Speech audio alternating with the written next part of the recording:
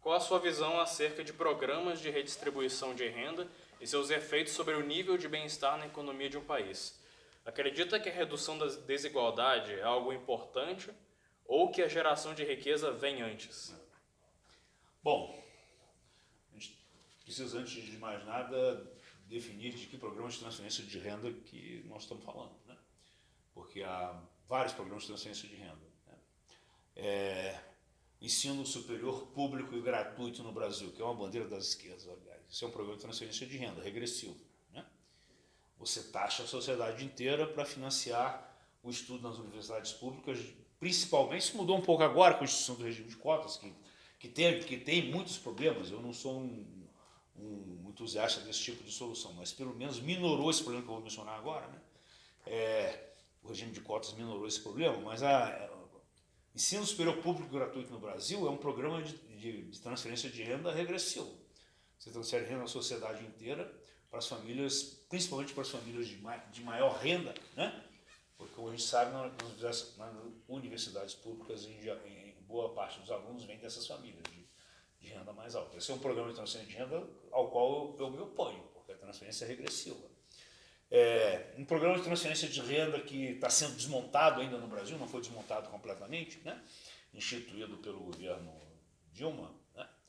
pelo regime do PT, foi o programa de empréstimos subsidiados do BNDES. O governo brasileiro transferiu 400 bilhões para o BNDES e outros bancos públicos para emprestar esse dinheiro a taxas de juros subsidiadas, né? Tomar emprestado aí é uma taxa de juros de 13%, que era a taxa de juros, né? Que os títulos da dívida pública estavam pagando na época, para tomar dinheiro com esse custo de oportunidade de 13% para emprestar para o BNDES, para o BNDES emprestar para grandes empresas a taxa de juros de 6%. Subsídio de crédito muito grande, né? Transferência de renda, é um programa de transferência de renda regressivo, né? Você está transferindo recursos da sociedade inteira para grandes empresas que, inclusive, poderiam se financiar no mercado de capitais ou junto a bancos privados, não precisavam do BNDES tanto assim para financiar seus projetos de investimento. Então, programas de transferência de renda desse tipo, eu me oponho a eles, como eu acho que a maioria dos economistas liberais em geral se opõem. Programas de transferência como o Bolsa Família, que é um programa que é muito bem focado, né? Transfere renda para as famílias mais pobres do Brasil, né? Mais necessitadas, mais desvalidas, é um programa por outro lado, eu acho que tem muitos méritos. Como a maioria dos economistas liberais, eu acho que apoia, que é dessa opinião. É um programa de inspiração liberal, na verdade, né? Todo mundo sabe que Milton Friedman foi um dos proponentes originalmente aí, de programas de transferência de renda desse tipo. E ele propôs isso exatamente porque ele era um economista liberal e entendia que essa era uma maneira de você preservar a liberdade de mercado, o mercado livre. A ideia, por que esse é um programa de inspiração liberal? Por que Friedman propôs isso? Ele sendo, né? Enfim, ele sendo quem era, sendo o economista que ele era.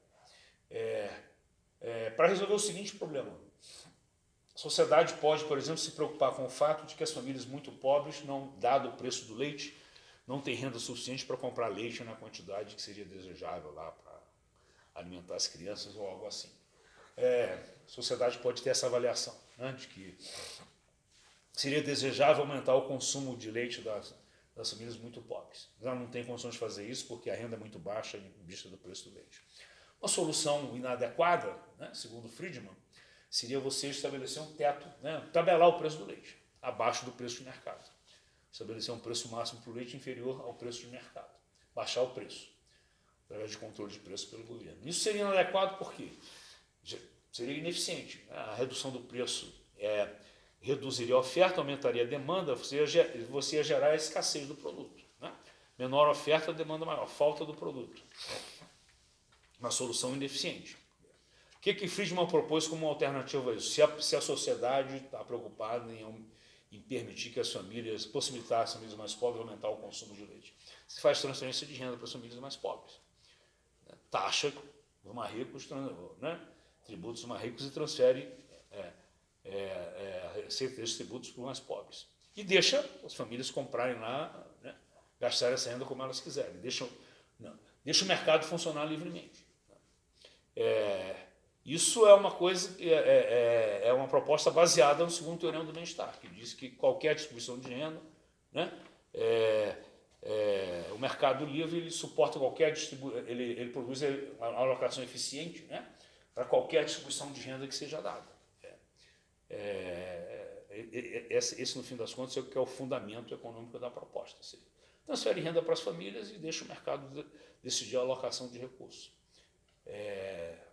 Isso tem um risco disso gerar alguma ineficiência, porque o imposto que é cobrado para financiar as transferências de renda pode ser distorsivo, né?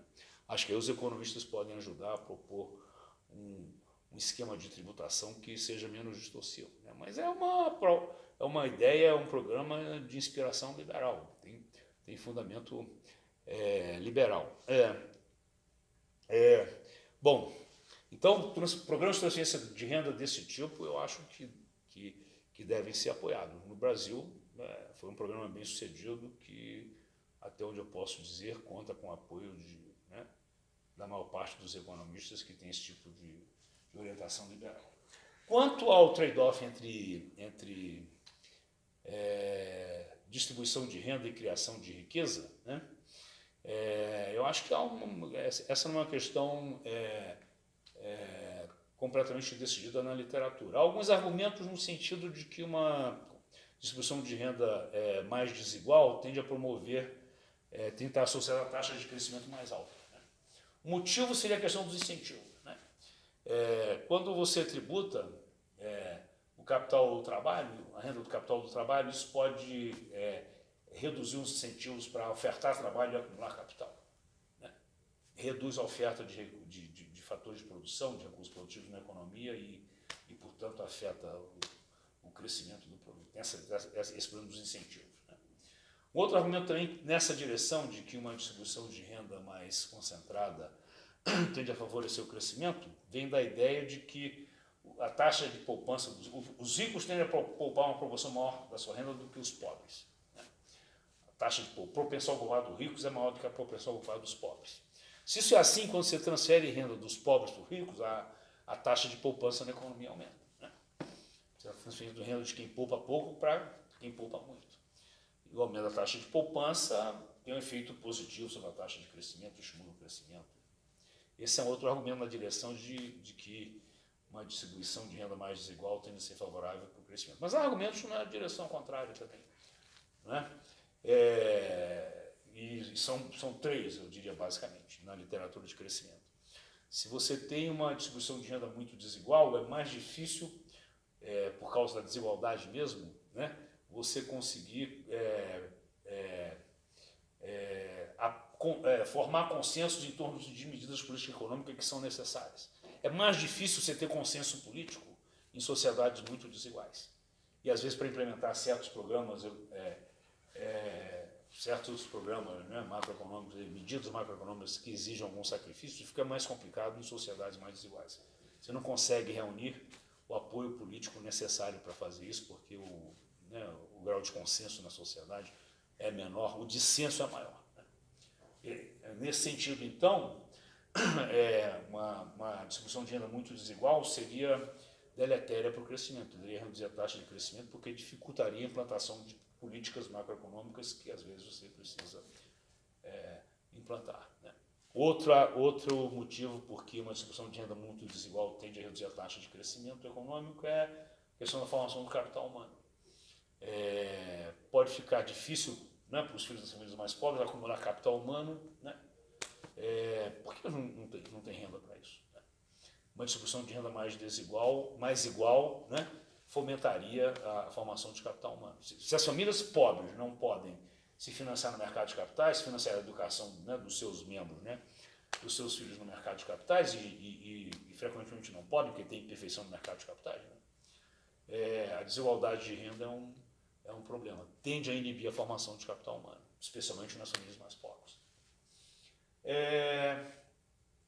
E por último, né, quando você tem uma desigualdade de renda muito alta, a pressão para aumentar a carga tributária, a redistribuição de renda e redistribuir renda é grande. e você corre o risco de ter a criação de impostos muito distorcidos, né, que também vão reduzir a eficiência e afetar a taxa de crescimento da economia quando o governo tenta responder a essas pressões por redistribuição. Então, são 3 argumentos na direção de que uma distribuição de renda mais desigual reduz a taxa de crescimento em lugar de aumentar. A evidência empírica, eu acho que, pelo menos na leitura que eu faço, foi mais na direção de sugerir que em sociedades onde a distribuição de renda é mais igualitária, sociedades, né, com distribuição de renda mais igualitária, tendem a ter tudo mais constante, uma taxa de crescimento mais alta. A distribuição de renda está associada, melhor, mais igualitária, está associada a taxas de crescimento mais altas. Outro argumento também na direção de que não existe necessariamente uma contradição, um trade-off entre distribuição de renda e crescimento é que um dos mecanismos mais importantes de distribuição de renda é a educação. Esse é um ponto que foi feito no Brasil há muitas décadas atrás por Carlos Langoni, foi muito xingado na época, né, quando ele propôs essa explicação para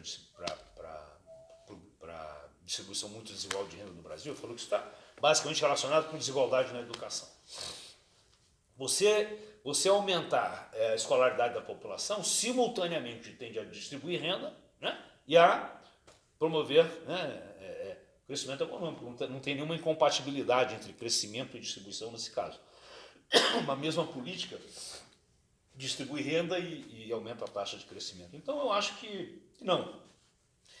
Depende sempre da política que é adotada, mas não necessariamente políticas distributivas são ruins para a taxa de crescimento. Então, há argumentos na direção de que uma concentração de renda maior pode levar a uma taxa de crescimento mais alta por esse mecanismo de aumentar a taxa de poupança, pelos incentivos para oferta de trabalho, para acumulação de capital. Por outro lado, né, em sociedades onde a distribuição de renda é muito desigual, o Brasil é um exemplo disso, é mais difícil você formar consensos amplos em torno de políticas que às vezes são necessárias, que envolvem perdas para alguns setores. A gente vê isso o tempo inteiro no Brasil, como é difícil, né, alcançar consenso para implementar certas políticas. Isso tende a reduzir a taxa de crescimento, porque dificulta a adoção de medidas, né, de política econômica que às vezes são necessárias. A desigualdade, nesse caso, é disfuncional para o crescimento, tende a inibir a geração de riqueza. Se a desigualdade é muito grande, você tem muitas famílias pobres, isso pode inibir a formação de capital humano também, né? Pobres talentosos podem não ter oportunidade de acumular o capital humano que eles poderiam em princípio, porque a família não tem recurso para financiar a educação deles. Em sociedades onde a distribuição de renda é mais igual, a formação de capital humano, nesse sentido, também é facilitada. Enfim, há argumentos na outra direção também, né, de que sim, se você tem uma desigualdade de renda muito acentuada, há uma pressão muito grande para melhorar a distribuição de renda através da cobrança de impostos que podem ser distorcidos também, podem reduzir a eficiência, né? Então, uma distribuição de renda muito desigual, há canais, mecanismos através dos quais uma distribuição de renda muito desigual também pode inibir o crescimento econômico, reduzir a taxa de crescimento. A evidência empírica, isso foi muito discutido, né, na literatura uns tempos atrás, a evidência empírica parece se inclinar na direção de sugerir que mais igualdade tende a levar a taxas de crescimento mais altas, que sociedades muito desiguais tendem a ter taxas de crescimento menores, tudo mais constante, né? A concentração de renda é disfuncional para o crescimento nesse sentido, né? Então, eu diria isso, né? Primeiro, há programas e programas de transferência de renda, né? E eu acho que as sociedades em geral se preocupam com o bem-estar dos menos privilegiados e querem ajudar a resolver isso. Isso é um índice civilizatório, né? Você tem que cuidar dessa, né, de alguma maneira, daquela parte dos cidadãos que, né, tem mais dificuldade de manter um padrão de vida mínimo. As sociedades se preocupam com isso e instituem programas de transferência de renda contra os quais os economistas não devem dizer nada, né? Porque isso é a expressão de um desejo da sociedade. O que os economistas podem fazer ajudar os governos a desenhar esses programas de transferência de renda de uma maneira que seja menos, que afete menos a eficiência econômica. E há todo esse debate sobre se de fato tem um trade-off entre criação de riqueza e maior igualdade. Na literatura de crescimento, a evidência parece apontar que mais igualdade está relacionado com taxa de crescimento mais alta, estudo mais constante. Então, eu, em geral, tenho simpatia por programas, como os economistas liberais, né, na maioria, eu diria, tenho simpatia por programas de transferência de renda para os muito pobres, que sejam bem focados na população muito pobre, né, como é o caso do Bolsa Família.